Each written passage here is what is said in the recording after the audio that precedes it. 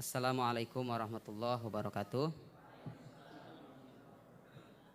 Alhamdulillah wassalatu wassalam ala rasulillah wa ala alihi wa sahbihi wa man walah wa taba'a hudah wa ba'd. Yang saya hormati Pak Yusuf Arbi sebagai Direktur Khaira Publishing, para tamu undangan, Pak Guru Gembul, Bapak Moderator Mas Faik, yang tidak bisa saya sebutkan satu persatu, kawan-kawan semuanya. Terima kasih atas kesempatan yang sudah diberikan. Hari ini kita akan berdiskusi secara ilmiah menyangkut tema yang saya kira sangat penting ya. Dan ini kesempatan karena di luar sana banyak orang-orang yang kerap kali memposisikan iman atau doktrin keimanan dalam agama itu sebagai sebuah penerimaan subjektif semata. Hanya sebatas dogma, bukan sesuatu yang bersifat ilmiah. Sekarang itu hadirin sekalian, kalau kita menyebut iman sebagai sesuatu yang ilmiah, banyak orang terheran-heran. Saya duga itu adalah efek dari hegemoni epistemologi kaum sekuler ya, yang kerap kali membatasi pengetahuan pada pengetahuan indrawi semata. Dan sayangnya epistemologi semacam ini kita jumpai di beberapa kampus Islam dan para pelajar muslim menganut epistemologi semacam ini.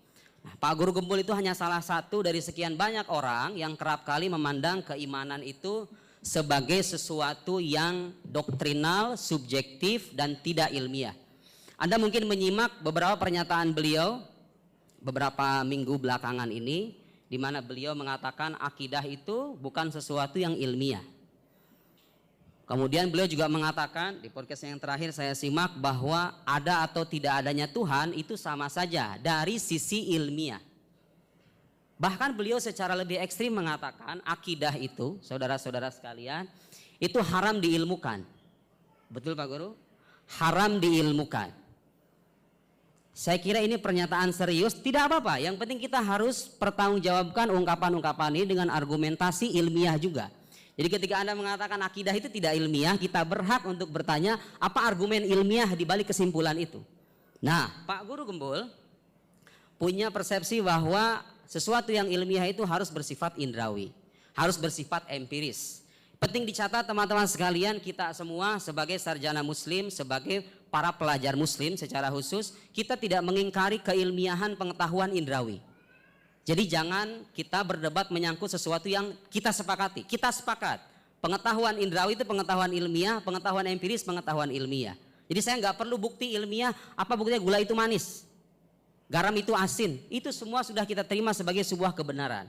Yang kita persoalkan adalah pembatasan, bahwa yang ilmiah itu hanya yang indrawi semata. Nah, saya mengklaim, dan klaim ini berbeda dengan pandangan beliau. Ya, berbeda artinya kita harus pertanggungjawabkan. Bukan hanya pandangan itu berbeda kemudian kita persilahkan, nggak begitu. Dalam diskusi ilmiah setiap yang berbeda itu harus siap diuji. Sekarang saya berharap di sini ada akademisi, ada para mahasiswa.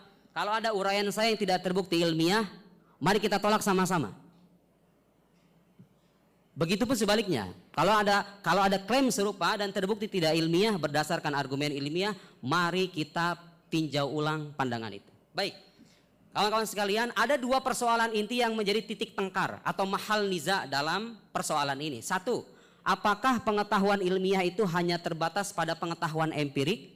Itu satu. Jadi saya berharap diskusi kita tidak melebar kemana-mana. Yang kedua, apakah akidah Islam itu bisa dibuktikan kesahihannya secara ilmiah? Tentu saja, manakala kita mengklaim akidah Islam itu ilmiah, harus jelaskan ilmu itu apa.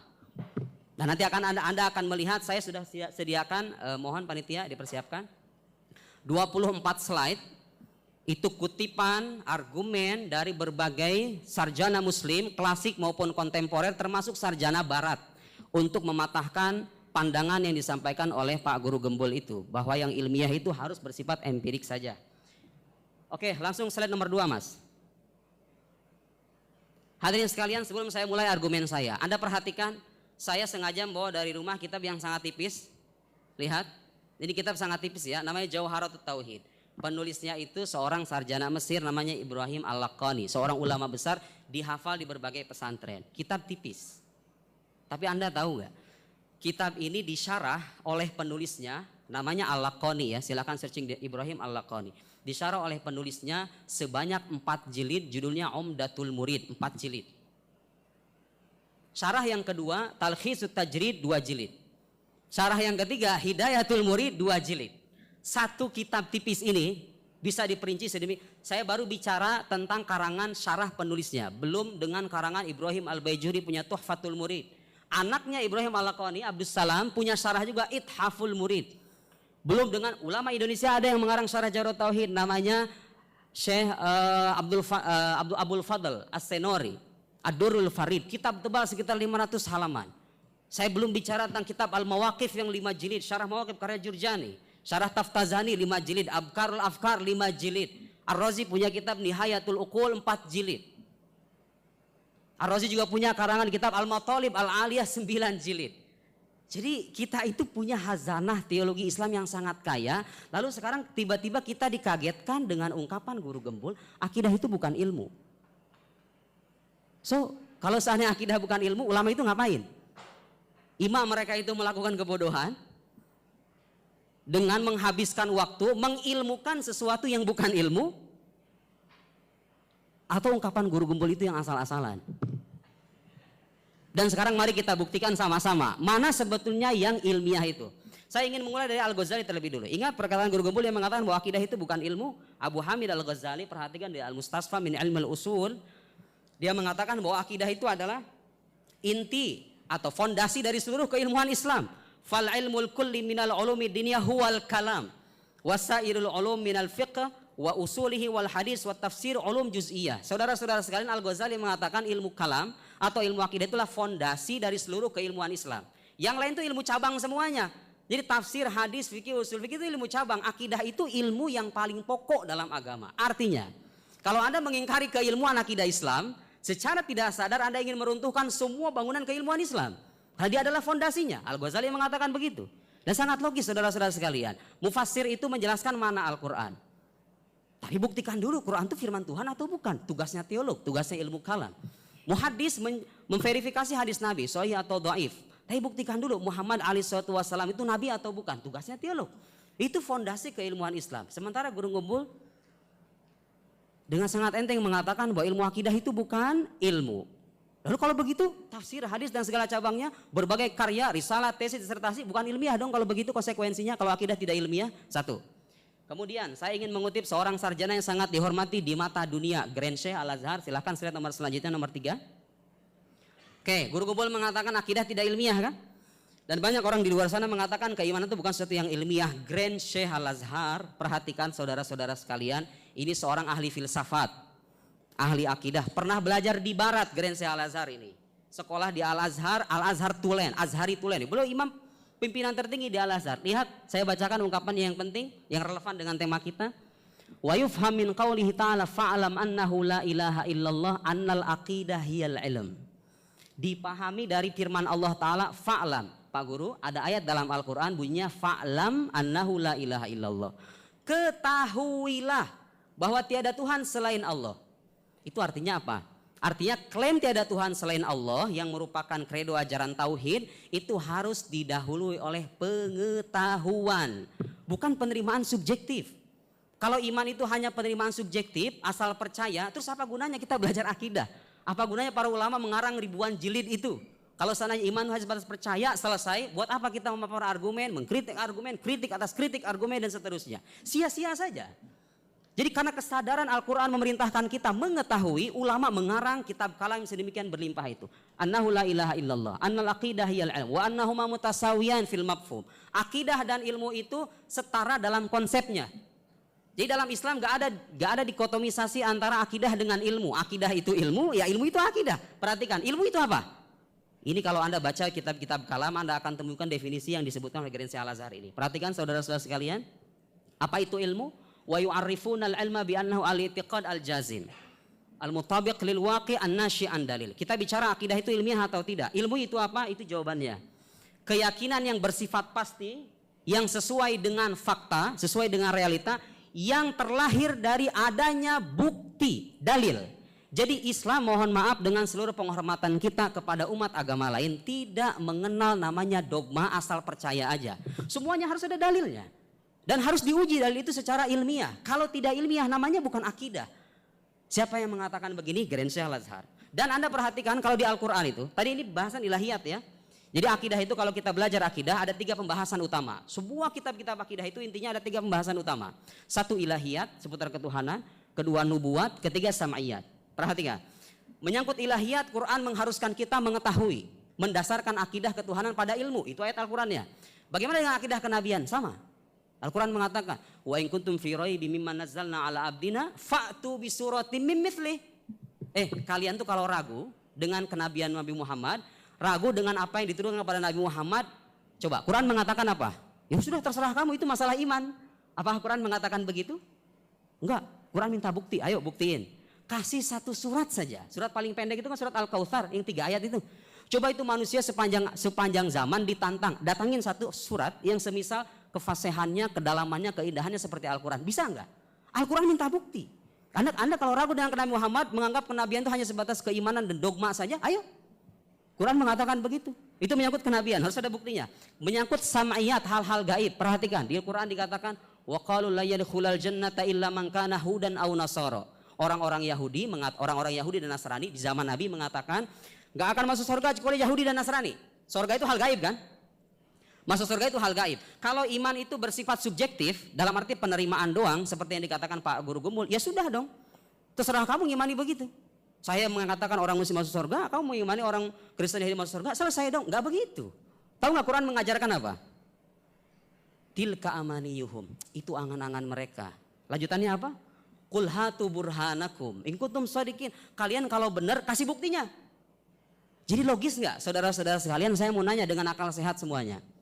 Logis nggak kitab suci yang minta bukti sama umat agama lain, mendasarkan akidahnya harus pada pengetahuan, tiba-tiba dikatakan bahwa akidah itu nggak harus berdasarkan ilmu? Sangat tidak logis. Dan Quran itu mengkritik orang yang bertaklid. Sampai sekarang itu terdapat perbedaan pendapat ulama bagaimana seorang iman yang muqallid, iman orang yang bertaklid, sah atau enggak. Sebagian ulama mengatakan tidak sah. Jadi kalau Anda beriman ikut-ikutan saja, iman Anda itu enggak sah. Dipertanyakan sama ulama. Kalau iman itu hanya bersifat subjektif semata, enggak usah ada perdebatan itu. Betul. Di Quran mengkritik orang-orang kafir itu yang bertaklid itu dikritik dalam Al-Quran. Wa idza qila muttabi'u ma anzalallahu qalu bal nattabi'u ma alfaina alaihi aba'ana. Jika dikatakan kepada mereka ikuti apa yang diturunkan oleh Allah, mereka mengatakan apa? Lihat dikatakan nanti ini. Wa idza qila muttabi'u ma anzalallahu qalu bal nattabi'u ma alfaina. Kami mengikuti apa yang diajarkan oleh bapak-bapak kami saja, hanya mengikuti saja. Tahu enggak baca jawaban Al-Qur'an apa? Awalau kana abahum la yaqiluna syai'a wa la yahtadun. Bapak mereka enggak mikir apa? Ya Al-Quran mengajak kita untuk mempertanggungjawabkan semua klaim keimanan itu dengan dalil dan bukti. Lalu saya pengen tahu ayat apa yang dijadikan oleh Pak Guru Gempul itu mengatakan iman itu hanya sebatas klaim subjektif saja. Tidak usah ada dalil, tidak usah ada bukti ilmiah. Baik, beliau mengatakan akidah tidak ilmiah itu saudara-saudara sekalian karena sejak awal sudah terjebak pada persepsi kaum empiris bahwa yang ilmiah itu harus bersifat indrawi saja. Padahal kalau Anda mengkaji filsafat ilmu, pengetahuan indrawi itu tidak akan pernah bisa dibuktikan kesahihannya tanpa pengetahuan rasional. Jadi di balik pengetahuan empiris itu ada pengetahuan yang bersifat aksiomatik, doruri dalam bahasa Arab, yang dia melandasi keabsahan segala pengetahuan kita. Saya akan paparkan itu nanti. Dari mana landasannya? Lihat, seorang sarjana yang sangat dihormati di Syam, lanjut. Saya lanjut Grand Syekh Al-Azhar ya. Lihat, Pak Guru Gumpul mengatakan bahwa Tuhan itu ada atau tidak sama saja dari sudut ilmiah. Lihat. Ini seorang ahli akidah yang sangat dihormati di dunia Islam, Profesor Dr. Muhammad Said Ramadan Al-Buti. Saya bacakan teksnya dalam bahasa Arab. Lihat, yang saya kasih garis bawah, wujudullahi azza wa jal da'wa ilmiyah. Keberadaan Allah Subhanahu wa taala itu adalah klaim ilmiah. Siapa yang mengatakan begitu? Bukan saya, tapi seorang ahli akidah yang sudah punya keilmuan yang matang tentunya karena karyanya dihormati. Lihat, ulama itu tahu saudara sekalian, Tuhan itu bukan bersifat indrawi. Jadi keberadaan Tuhan tidak bisa dibuktikan secara indrawi. Kita semua mengakui itu. Tapi itu nggak menghalangi mereka untuk mengatakan bahwa keberadaan Tuhan itu ilmiah. Kenapa? Tata'allaqu minal ilm bijanibil la yakhda' litajribah wal musyahadah. Jadi pengetahuan tentang keberadaan Tuhan itu bukan berasal dari pengetahuan yang bersifat empiris, bersifat indrawi, musyahad. Jadi kita sepakat. Lalu dibuktikan dengan apa? Anda mengatakan keberadaan Tuhan ilmiah itu secara rasional, pengetahuan rasional. Kita akan debat soal epistemologi dalam hal ini, apakah benar pengetahuan empiris itu bersandar pada pengetahuan rasional. Oke? Nah, tadi saya katakan bahwa pengetahuan empiris, semua pengetahuan manusia sebetulnya, bukan hanya pengetahuan empiris, itu bersandar pada pengetahuan yang bersifat aksiomatik. Oke, lihat. Di antara pengetahuan yang bersifat aksiomatik itulah pengetahuan tentang hukum kausalitas, hukum sebab akibat. Saudara-saudara sekalian, maaf saya berikan contoh yang sangat sederhana sekali. Karena Pak Guru Gembul mengatakan keberadaan dan ketiadaan Tuhan itu sama saja secara ilmiah. Ada lihat pulpen ini? Ini barang sederhana sekali. Saya mau tanya sekarang, mana logika yang masuk akal? Pulpen ini ada yang buat atau pulpen ini mengadakan dirinya sendiri? Oh jelas. Mana yang lebih masuk akal? Bangunan ini ada yang menyusun dengan bangunan ini menyusun dirinya sendiri. Mana yang lebih masuk akal? Jelas ada yang menyusun. Tahu nggak kenapa kita mengamini itu? Karena nalar sehat kita sejak awal sudah mengamini hukum kausalitas, hukum sebab akibat. Gak ada ceritanya ada akibat tanpa sebab. Every effect must have a cause. Likulli ma'lul labuddalahu min Allah, likulli musabbab labuddalahu min sabab. Itu para filsuf muslim sejak berabad-abad mengatakan begitu. Ini lihat saya kutipannya. Grand Syekh Al-Azhar lagi mengatakan, slide selanjutnya maaf Mas. Slide selanjutnya. Lihat.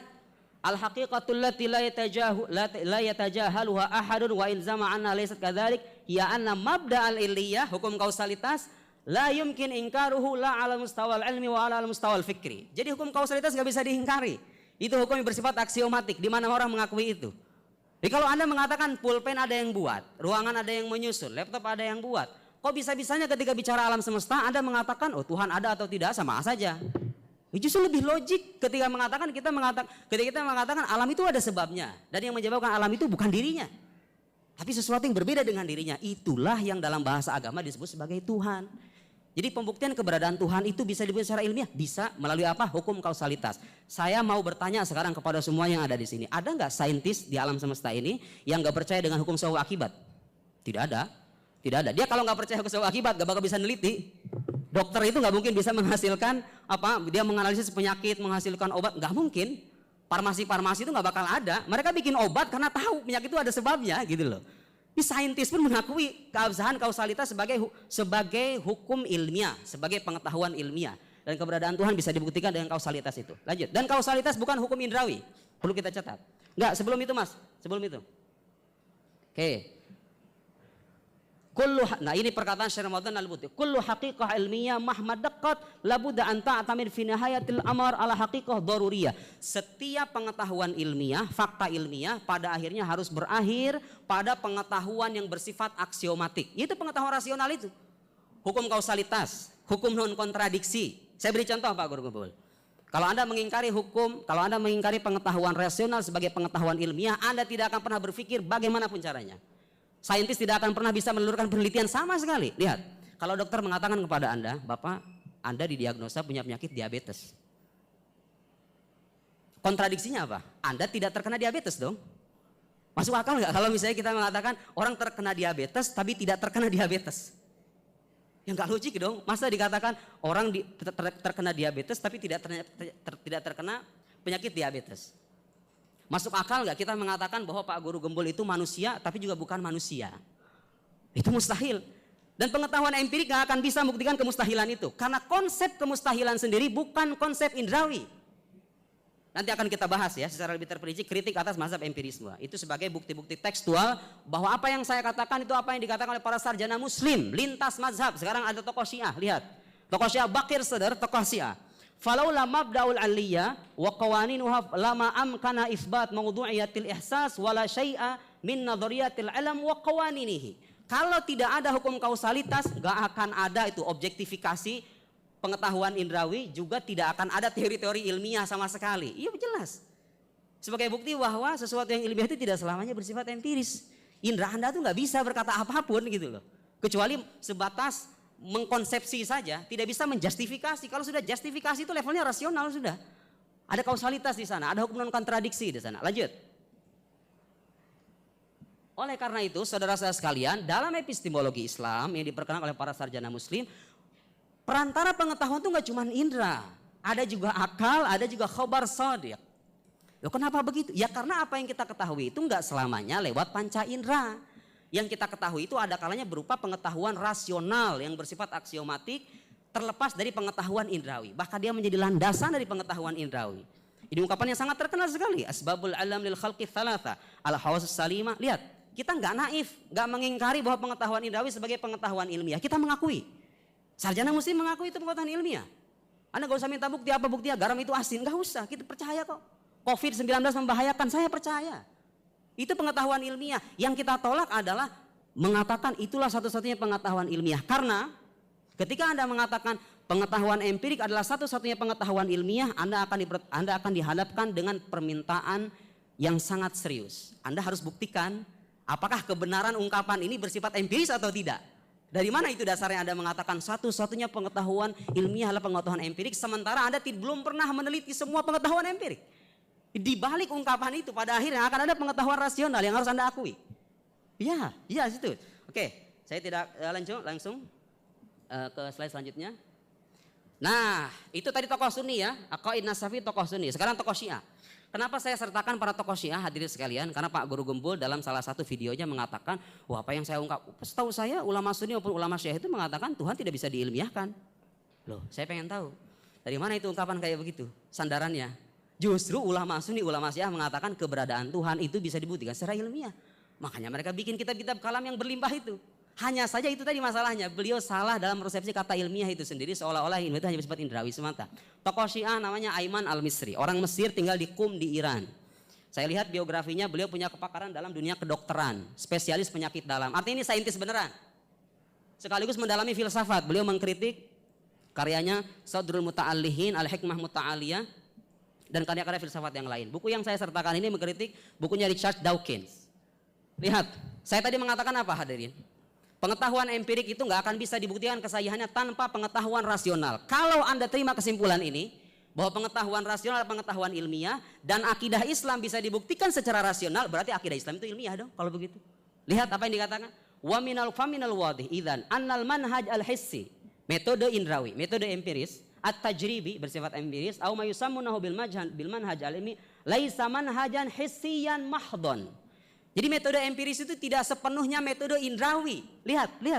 Kama yatawahamul madiyun wal wad'iyun bal huwa fil waqi' murakkab min muqaddimah hissiyah wa muqaddimah aqliyah mahdhah. Di pengetahuan empirik itu Anda benarkan gak bisa dengan indera saja. Harus ada pengetahuan rasional yang bersifat murni. Tahu gak apa yang dikatakan? Tadi yang saya katakan itu. Wahia aslul illiyah, yaitu hukum kausalitas. Ayo, kalau Anda ingin mengingkari hukum kausalitas, selesai sudah pengetahuan Anda semuanya. Ya, pengetahuan empirik gak akan bisa dijustifikasi kesahihan tanpa ada pengetahuan rasional berupa hukum kausalitasnya. Walau la hadhil qaidah al-aqliyah al-mahdhah, kalau tanpa adanya kaidah rasional ini, kausalitas maksudnya, maka indana musawwighun ilmi mantiqi li ta'mim ahkami tajribah. Kita gak akan punya justifikasi ilmiah untuk mengeneralisir pengetahuan indrawi kita. Dulu waktu Covid itu, para ilmuwan mengatakan COVID-19 berbahaya, betul? Tapi saya mau nanya, mereka meliti semua Covid apa enggak? Enggak. Hanya sebagian aja, secara partikular, beberapa sampel aja. Tapi atas dasar apa Anda mengatakan bahwa setiap COVID itu berbahaya?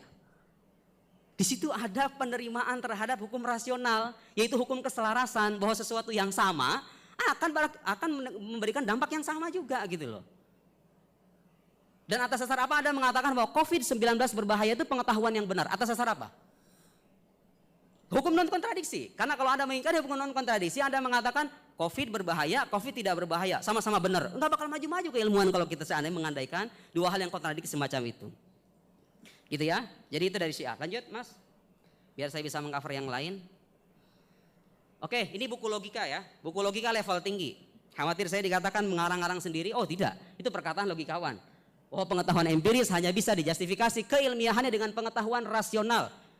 Kitab logika tingkat tinggi Syarah Samsiyah Qutbuddin Ar-Razi. Lihat. Beliau menjelaskan 6 contoh pengetahuan aksiomatik. Awaliyat, fitriyat, hadsiyat, tajribiyat, mahsusat, mutawatirat. Silahkan Anda baca.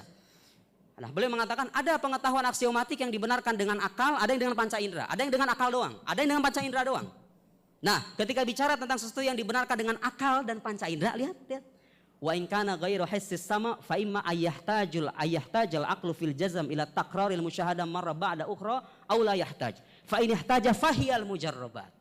Mujarrabat itu pengetahuan empiris. Pengetahuan empiris itu menurut Qutbuddin Ar-Razi dibenarkan melalui indera dan hukum rasional, pengetahuan rasional. Gak bisa kita benarkan hanya pengetahuan indrawi semata. Karena begini saudara-saudara sekalian, ketika Anda mengatakan pengetahuan empiris adalah satu-satunya pengetahuan ilmiah, kita berhak bertanya, apa dasarnya? Kalau Anda mengatakan dasarnya adalah empiris juga, itu salah secara metodologi salah. Itu namanya istidlal ala syai' binafsihi. Itu mendalilkan sesuatu dengan dirinya sendiri. Ini salah, keliru gitu loh. Makanya mau tidak mau kita akan dipaksa mengakui hukum rasional itu. Oke, sekarang kita bicara tentang ketuhanan ya. Karena saya ditantang oleh beliau, bagaimana ayo Baraya, saya tantang semuanya yang bisa membuktikan mengilmiahkan Tuhan, kira-kira begitu ya. Saya terima tantangannya Pak Gembul. Dan saya ingin menantang balik beliau, bagaimana caranya beliau membuktikan secara ilmiah bahwa akidah ketuhanan itu tidak ilmiah. Tadi saya katakan saudara sekalian, salah satu argumen yang paling banyak digunakan para teolog itu adalah argumen kebaruan alam, temporalitas alam. Alam itu ada dari ketiadaan. Sekarang kita nggak usah capek-capek tuh untuk membenarkan premis ini, karena ilmu modern sudah sampai pada kesimpulan alam itu ada permulaannya. Oke? Pulpen ini ada permulaannya loh. Logis ya? Ada sesuatu yang memiliki permulaan tapi dia mengadakan dirinya sendiri. Anda harus cari sebabnya. Berdasarkan kausalitas itu tidak mungkin. Alam itu kalau terbukti ada dari ketiadaan, pasti ada yang mengadakan. Tuh, lihat reasoning yang saya lakukan. Alam kalau ada dari ketiadaan, pasti ada yang mengadakan. Oke, yang mengadakan siapa? Gak mungkin alam dong. Masa pulpen mengadakan dirinya sendiri? Kok Anda menyamakan pulpen dengan alam? Loh, sama-sama ada dari ketiadaan. Pulpen ada dari ketiadaan, ini ada dari ketiadaan, saya pun ada dari ketiadaan. Sesuatu yang ada dari ketiadaan pasti ada yang mengadakan dong secara logis. Hukum kausalitas mengatakan begitu. Kalau dikatakan yang mengadakan itu alam, itu namanya daur. Masa sesuatu dikatakan A bergantung kepada A, bergantung kepada B, B bergantung kepada A, itu nggak logis. Harus sesuatu yang berbeda dengan alam. Ya itulah yang kita sebut sebagai Tuhan. Kalau Anda kurang puas dengan penjelasan ini, karena waktunya terbatas, silakan baca buku saya. 6 argumen sudah saya paparkan di buku seputar ketuhanan. Kurang puas juga, lihat. Ada argumen kedua. Itu namanya argumen kosmologis ya.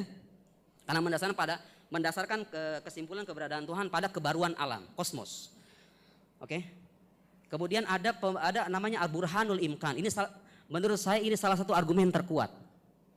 Yang saya yakin orang ateis manapun nggak akan bisa membantah argumen ini. Saya hakul yakin.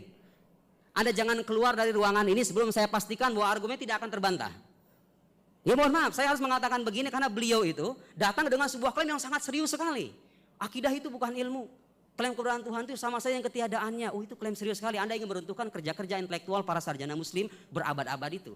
Nah, kita ingin tahu sejauh mana argumen Pak Gembul meruntuhkan argumen itu. Burhanul imkan, lihat saudara sekalian, mengatakan alam itu mungkin. Artinya itu bisa ada, bisa tiada. Lihat. Sekarang kalau Anda pergi ke pasar, lihat ada dua sudut timbangan yang sama. Kalau tiba-tiba terberatkan, masuk akal nggak kalau dia terberatkan dengan dirinya sendiri? Oh, tidak. Dia pasti ada sebabnya dong, ada sesuatu di balik itu gitu loh. Nah, alam itu tadinya bisa jadi ada, bisa jadi tidak ada. Sekarang dia ada, berarti keberadaannya harus ada sebabnya. Lagi-lagi kausalitas bermain di sini. Ya. Ketika dia katakan ada sebabnya, tanya lagi sebabnya ini bersifat niscaya atau tidak. Kalau dikatakan niscaya, ya sudah itulah Tuhan. Kalau dikatakan oh dia bersifat mungkin, dia bersifat kontingen, maksudnya itu bisa jadi ada, bisa jadi tiada. Ya tanya lagi sebabnya. Tanya lagi sebabnya. Ini bagaimana yang mengadakan sebab ini? Ada sebabnya enggak? Oh ada terus. Mustahil ada regresi yang tidak terbatas itu. Tasalsul. Oke, Anda pasti nanya sama saya, apa buktinya kalau regresi itu mustahil? Para sarjana muslim ada salah satu buku menulis 52 bukti rasional tentang kemustahilan tasalsul. Judulnya Al-Kalamul Matin fi Tahriril Barahin. Saya sudah paparkan sebagian argumen kemustahilan tasalsul itu dalam buku terbaru saya, silahkan dibaca. Sederhananya begini, Pak, mungkin nggak ada orang saya katakan, Bapak baru bisa masuk sini setelah ini. Ini baru bisa masuk ke sini setelah ini. Ini baru bisa masuk ke setelah ini. Sampai tidak ada ujungnya. Mungkin ada yang masuk ke ruang ini apa enggak? Gak bakal ada. Karena itu ada kebergantungan yang tidak berakhir. Ini baru boleh masuk setelah ini. Ini baru boleh masuk setelah ini. Setelah ini ya gak bakal ada yang masuk dong. Alam ini gak akan pernah ada kalau tidak berakhir pada satu wujud yang tidak disebabkan. Uncaused cause gitu loh. Sebab yang tidak disebabkan. Ya itulah Tuhan. Mari kita berdebat nanti kalau seandainya ada yang tidak puas dengan penjelasan itu. Baik. Setelah kita buktikan adanya Tuhan, sekarang kita saatnya membuktikan kenabian Nabi Muhammad. Kali itu doktrin keislaman juga.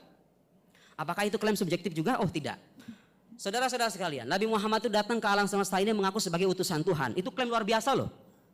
Kalau Anda mengaku sebagai anak orang kaya, ya itu klaim biasa aja gitu loh. Anak-anak pejabat ya biasa aja. Tunjukin aja identitas Anda. Bapak Anda anggota dewan, ya sudah selesai gitu loh. Tapi kalau mengaku sebagai utusan Tuhan itu klaim luar biasa. Harus dibuktikan dengan sesuatu yang luar biasa juga. Yang tidak boleh tertandingi oleh makhluk. Pertanyaannya sekarang, Nabi Muhammad punya itu apa enggak?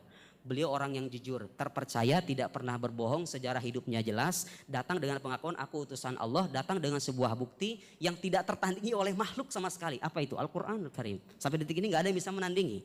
Kalau beliau datang dengan sesuatu yang tidak tertandingi oleh makhluk, bukankah itu artinya beliau utusan dari Sang Khalik? Bukankah rasional untuk mengatakan bahwa beliau adalah utusan Sang Khalik? Ya, jelas. Itu salah satu argumen rasional. Nabi Muhammad mengaku sebagai nabi dan datang dengan mukjizat. Setiap orang mengaku sebagai nabi, datang namanya mukjizat adalah nabi. Kesimpulan rasionalnya Nabi Muhammad adalah nabi. Kalau beliau terbukti sebagai nabi dan kenabian itu tervalidasi secara rasional, maka konsekuensi logisnya semua hal gaib yang beliau beritakan itu adalah kesimpulan yang ilmiah dan benar. Karena sesuatu yang ilmiah tidak selamanya bersifat indrawi. Ada kalanya bersandar pada hukum akal, ada saya bersandar pada pengetahuan indrawi, ada kalanya khobar shadiq. Belum datang dari Tuhan, masa Tuhan berbohong? Tuhan pasti mengabarkan sesuatu yang sesuai dengan fakta. Gitu ya. Jadi beda saudara, keimanan kepada surga neraka malaikat dengan keimanan kepada tuyul, susur ngesot, sundel bolong itu beda. Yang satu sumbernya terpercaya seorang nabi, yang satu lagi dongeng gitu loh. Orang ateis kadang-kadang gak bisa menyamakan itu. Disangkanya hal gaib itu ya sama aja gitu, oh gak bisa begitu. Tahu nggak pandangan Pak Guru Gumpul yang mengatakan bahwa agama itu tidak punya mekanisme untuk pengujian ilmiah. Ternyata saya temukan mirip dengan kutipan Sam Harris, seorang ateis terkemuka di barat. Lihat saya bacakan ya, mohon maaf. Because most religions offer no valid mechanism by which their core beliefs can be tested and revised. Lihat nih perkataan Sam Harris. Sebagian besar agama itu katanya menawarkan mekanisme yang tidak valid, mekanisme ilmiah yang tidak valid untuk menguji apakah keimanannya itu bisa diuji atau direvisi. Richard Swinburne, 5 menit lagi. Baik. Richard Swinburne, seorang filsuf Kristen juga mengatakan bahwa, lihat, kalau dikatakan bahwa sains itu mengimani keberadaan Tuhan itu menjadikan sains itu mati begitu, oh kebalikannya. Kata Richard Swinburne, I am postulating a God to explain why science explains. I do not deny that science explains, but I postulate God to explain why science explains. Jadi beliau mengatakan Tuhan itu menjelaskan kenapa sains itu bisa bekerja. Karena dia sebab utama di balik semua ini gitu loh. Jadi mengakui sains itu sebagai pengetahuan ilmiah, science explain. Sains menjelaskan, tapi nggak semua hal. Justru kata Richard Swinburne, ya Tuhan justru bisa menjelaskan kenapa sains bisa menjelaskan. Oh luar biasa itu, keren ya. Nah beliau mengatakan, di antara argumen Pak Gubul mengatakan akidah itu bukan sesuatu yang ilmiah karena kita tidak bisa mengetahui Tuhan. Justru sebaliknya, awal wajibun alal insan ma'rifatul ilah bistiqan. Kewajiban pertama bagi manusia itu mengetahui Allah, mengetahui Tuhan. Wajib bi anna awalan mimma yajib ma'rifatun wa fi khulqun muntasib. Kewajiban pertama kita itu mengenal Tuhan. Ya hakikat Tuhan gak bisa kita ketahui, kita sepakat. Tapi sifat Tuhan masih bisa kita ketahui dalam batas kemampuan kita sebagai manusia dengan argumen rasional dan sumber wahyu yang terpercaya. Apa yang dikatakan Al-Amidi? Ketika mengatakan apakah Tuhan bisa diketahui atau tidak, la syakka annahu ma'lumul wujud. Allah itu diketahui wujudnya. Al-Amidi mengatakan begitu. Abkarul Afkar 5 jilid silahkan. Saya nggak tahu Pak Guru Ngumpul dasarnya dari mana. Mengatakan Tuhan tidak bisa diketahui kemudian mengatakan akidah tidak ilmiah. Oke, sekarang saya menyebut argumen beliau yang lain yang mengatakan bahwa kita nggak bisa memposisikan akidah sebagai yang ilmiah karena kata beliau dalam podcastnya yang terakhir mengatakan sesuatu yang ilmiah itu harus diragukan dari awal, dari A sampai Z. Sementara tauhid nggak bisa kita ragukan. Di kajian ilmiah itu kata Pak Guru Gumpul harus meragukan segala sesuatu dari A sampai Z. Itu dari mana Pak Guru? Sumber itu semacam dari mana cara berpikir semacam itu? Saya kutip seorang filsuf Amerika. Biar nggak disangka baca kitab kuning terus, ya. Saya kutip filsuf dari Amerika. But for any very general kind of skepticism, that is impossible in principle. Every argument must proceed from some premises. And if the skeptic calls all relevant premises into doubt at the same time, then there is no way to reason with him. Seorang skeptis itu kalau meragukan segala sesuatu, enggak usah diajak debat lah, enggak ada gunanya orang kayak begitu. Enggak ilmiah cara berpikir begitu. Karena setiap argumen itu harus didasarkan pada premis-premis. Ini saya sekaligus mengomentari sebagai orang yang mengatakan kajian ilmiah itu harus dilepaskan dari iman. Itu dari mana itu ketentuan begitu? Semua orang mengkaji itu harus beriman pada hukum tertentu. Setidaknya dia beriman bahwa metode yang dia gunakan itu sahih gitu loh. Jadi saudara gak ada masalah membawa iman dalam kajian ilmiah itu selama iman itu punya landasan ilmiah gitu loh. Kecuali kalau Anda punya iman, gak ada bukti rasionalnya, gak ada bukti ilmiah, dibawa-bawa kajian ilmiah. Oh, ini iman saya, itu kajian ilmiah beda, gak bisa begitu. Jadi yang jadi masalah bukan imannya, sahih atau tidaknya iman, itu saja gitu loh. Itu saja gitu ya. Oke, masih ada waktu sedikit Mas? Oke, 1 menit. Saya sudah menyiapkan 7 kritik terhadap mazhab empiris. Saya baru sebutkan tadi 1. Pak Guru Gembul, kalau Anda mengatakan sesuatu yang bersifat ilmiah itu harus bersifat empirik, Anda tahu nggak? Ilmu itu tidak bersifat empirik loh. Konsep ilmu itu. Ayo, tunjukin sama saya. Mana yang namanya ilmu itu? Bisa terindra atau tidak? Anda mengatakan pengetahuan empirik satu-satu pengetahuan ilmiah. Ilmu itu mana coba? Gak bersifat empirik loh ilmu itu. Ilmu itu hanya bisa dibuktikan secara rasional. Secara empirik. Dan ketika Anda mengatakan pengetahuan empirik adalah pengetahuan ilmiah, landasannya empiris juga, hada khata' min nahya manhajiyah ilmiah. Itu salah secara metode keilmuan. Reasoning semacam itu keliru. Baik. Nah, kemudian kalau misalnya dikatakan bahwa metode empiris adalah satu-satunya pengetahuan ilmiah, bagaimana Anda membuktikan kemustahilan? Sudah habis? Belum? Sudah habis. 40 menit. Jadi terakhir saya ingin katakan bahwa kalau dikatakan pengetahuan empiris adalah satu-satunya pengetahuan ilmiah, Anda tidak akan bisa loh memandang sesuatu itu mustahil. Anda nggak akan bisa membedakan sesuatu yang tidak ada dengan mustahil ada. Pak Guru Gembul itu sekarang katakan punya istri 1. Kalau saya katakan Pak Guru Gembul punya istri 4, itu nggak ada faktanya sekarang karena istri beliau 1, betul Pak? Anggap begitu. Beliau punya istri 4 tuh nggak ada, tapi mungkin nggak secara akal. Mungkin. Beda nggak ungkapan Pak Guru Gembul punya 4 istri dengan mengatakan Pak Guru Gembul itu hidup sekaligus tidak hidup. Yang satu tidak ada tapi dimungkinkan ada, yang satu lagi mustahil ada secara akal. Dan mazhab empiris tidak akan pernah bisa membuktikan kemustahilan itu. Sekian, wassalamualaikum warahmatullahi wabarakatuh. Waalaikumsalam warahmatullahi wabarakatuh. Ya.